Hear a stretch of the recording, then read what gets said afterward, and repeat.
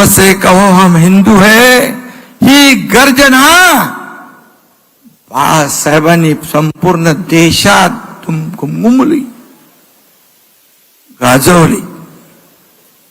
आणि मी हिंदू आहे, मी हिंदू आहे, मी हिंदू आहे, आमचं हिंदुत्व असं आहे, आमचं हिंदुत्व आहे. कुठं गेलं हिंदुत्व?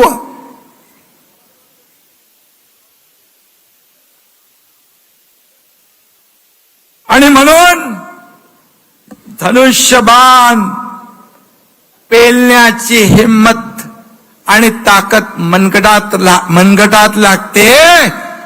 ते मनगट आपलं शिवसेनेचं आहे. आणि म्हणून धनुष्यबाणाला मतदान लोकांनी केलं.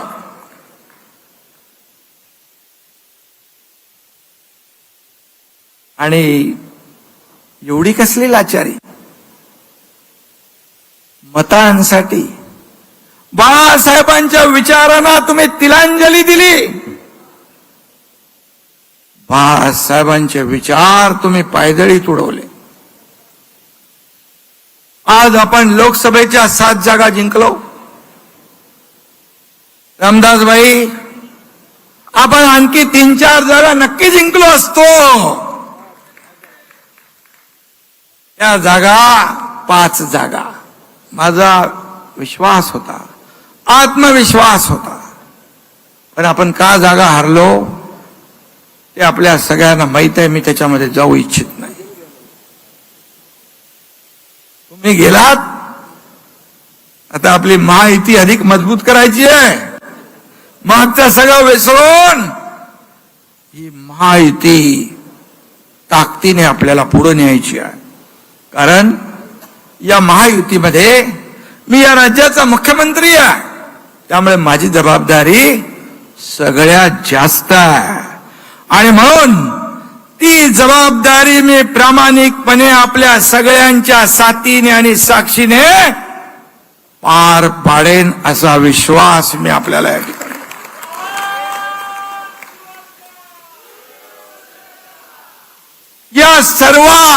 या सर्व वावटळीमध्ये,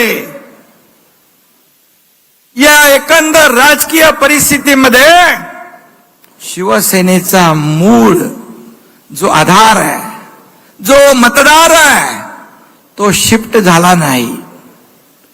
तो दुसरीकडे गेला नाही. तो आपल्याकडे वळला, धनुष्यबाणाकडे वळला. याचं उदाहरण शिवसेनेच्या 19% मतदार होते. शिवसेनेचे बांधवांनो आणि भगिनींनो, शिवसेनेचे 19% मूळ मतदार, त्यापैकी 14.5% मतदार या आपल्या बाळासाहेबांच्या विचारांच्या शिवसेनेकडे आले. आणि 4.5% मतं तिकडे राहिली. आता या निवडणुकीत त्यांनाही कळलंय. आणि मग इतर मतं कशी आली, कुठून आली, कसे उमेदवार जिंकले, हे तमाम महाराष्ट्राला माहित आहे. आणि म्हणून मी एवढंच सांगतो, ही तात्पुरती आलेली सूज आहे. सूज येते ना, सूज उतरते पण ना काही दिवसांनी. आणि म्हणून एकनाथ शिंदे संपणार, शिवसेना संपणार असं काही जण बरळत होते. पण या राज्यातल्या मतदारांनी त्यांचे दात कुठे घातले? घशात. त्यांचे दात घातले घशात. हा एकनाथ शिंदे संपणार नाही. हा एकनाथ शिंदे संपला नाही. हा एकनाथ शिंदे जिंकला तुमच्या साथीने, माझ्या या व्यासपीठावरच्या सहकार्यांच्या आणि तमाम महाराष्ट्रातल्या शिवसैनिकांच्या साथीने हा एकनाथ शिंदे जिंकला आणि यापुढे देखील जिंकत राहील.